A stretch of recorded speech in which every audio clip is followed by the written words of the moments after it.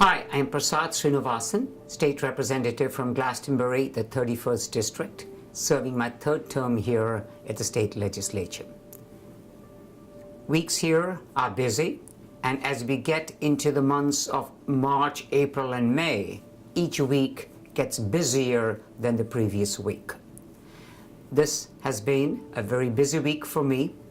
Began, as I recall, on Monday, reading to the students at Hopewell School. This is Dr. Seuss's day, but postponed by a week because of the inclement weather we had the previous week. It was a great week, a good week to read on Hopewell School, and the book that I read was on snitches. And it basically talks about the importance of how, even though each one of us is different from each other, we're all the same. Our values are the same, our goals are the same, and it does not matter how we look like. A very important take-home message for our students. We live in a very diverse society, ethnically very diverse society, and in this society, for all of us to realize at the end of the day, we're all the same, with same goals that we have for each other was important, and there was a great message in the book from Dr. Seuss for the students of Hopewell School. Later in the evening that day, as you know, there's a plan, there's a proposal for the natural gas lines to be expanded. And the company had put up an informational session at the community center in Glastonbury. Along with the town residents and along with the leadership of the town, I was there listening to what the authorities had to say on the subject matter. A lot of concerns were raised by our residents, and rightfully so. And we all felt very strongly that the next step needs to be not just an informational session that it was, but an open forum where, along with the presentation, constituents would have the opportunity to ask questions, raise concerns as this project moves forward. This is just the beginning, but we want to make sure that our voices are all heard and our concerns are addressed. Tuesday was session. It's not very common to have session on a Tuesday this early, but we definitely had one. And in this session, we were talking about the nominations. The executive nominations were being raised.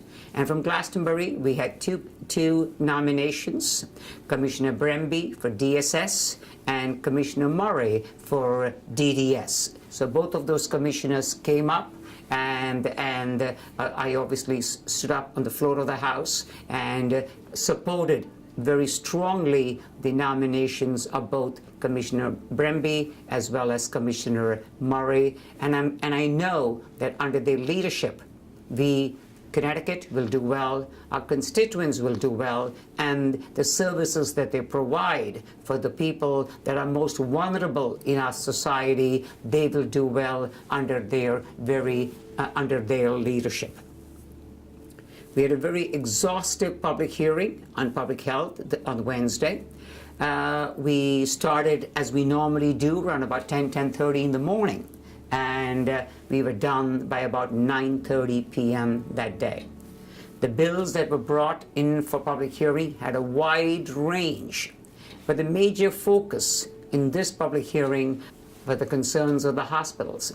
As we all know, there's a big push for conversion from non-profit to profit, which may be the right way for the state to go, but we want to make sure that there is adequate oversight when this conversion happens, if the conversion were to happen. Also concerned were these exhaustive and extensive fees that are being charged by hospitals, what I call as facility fees, which are a surprise, an unpleasant surprise for people who have to go into the hospitals for their services. So a whole range of issues were discussed in the public hearings, but the major emphasis, a good number of bills which were introduced by Senator Looney and Senator Fasano, talked about how we need to make sure that we have access as far as healthcare is concerned. We want to make sure that this access is affordable, and equally important that all this information is transparent. There's a big concern that the two major hospitals, Yale on the one hand and Hartford on the other, will control the health scene and healthcare scene in Connecticut. They already do. They have about 54% of control of the healthcare scene. The concern is they might even control it much more. And as we know, community physicians, community healthcare providers may become extinct. We do not want that to happen. And these are the various checks and counter checks that we have to make sure that healthcare as we know still exists, it is accessible, it is affordable, and it is transparent. In the process, after a public hearing, one of the things that usually that follows is a screening of those bills. And as a ranking member in public health, I sit on the screening committee for public health, and then we review all that we heard the previous day, all the bills that we heard, all the testimony A that we heard, B that we read. We review all of that, and the two chairs and the two ranking members and the assistant chair, all of us debate, discuss, and then decide which bills we need to move forward in the legislative process. So that's what Thursday was all about. And then today was a lot of committee meetings, the committee meetings in public health, P&D, but also what was very enjoyable today is the children from Button Ball and Hopewell School came to the Capitol. So I was able to see them along with my counterpart, Representative Tweedy. We were both there. We had a chance to greet the students that came from the Glastonbury school system, introduce ourselves, talk to them about what happens at the Capitol, and also they were very, very intuitive and asked us a lot of questions about what we do. And an interesting one that was asked of me, and I haven't thought about that in a while because this is my 5th year that I'm here. The question that was raised to me was, Representative, what was the very first bill that you voted on when you came in here 5 years ago? And I had to smile and say, wait a minute, 5 years have gone by, and I really don't remember exactly the very first bill that I signed, but I'll tell you about a very important bill that we debated, intensely debated, and voted on. Was regarding education. Education reform was extremely important, and that was what we were able to do, an extremely important vote that I cast early on when I was here in my very first session. Later this evening, it is going to be, it is my honor and my privilege to be present at the Lincoln dinner, where we will be, on behalf of the state and on behalf of the legislature, I will be presenting a citation to Jeremy Grievenson, who will be receiving the Lincoln dinner. Who's the honoree, who's the Lincoln dinner honoree this year. So that happens later this evening.